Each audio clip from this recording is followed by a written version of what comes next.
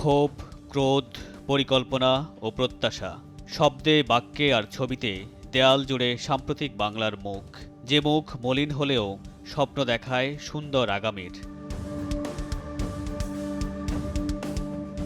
কবিতা আর প্রবন্ধ যে ভাষাকে ছুঁতে পারেনি, পত্রিকার কলামেও হয়নি ঠাঁই। অভ্যুত্থানকালে সংগ্রাম আর আকাঙ্ক্ষার প্রতিবাদী সেই ভাষা ঠাঁই পেয়েছিল খোলা আকাশের নিচে, সড়কে, দেয়ালের শরীরে। পাহাড় থেকে সমতল, দেশ জুড়ে ছড়িয়ে থাকা এমন গ্রাফিতি নিয়ে রাজধানীর দৃক গ্যালারিতে paint the sky, make it yours, তারুণ্যের চোখে ভবিষ্যৎ বাংলাদেশ শীর্ষক প্রদর্শনীতে উঠে এসেছে জুলাই বিপ্লবের ছবি। যে ছবি একই সঙ্গে মনে করিয়ে দেয় পেছনের ত্যাগের গল্প আর আগামীর বাংলাদেশের রূপকল্প।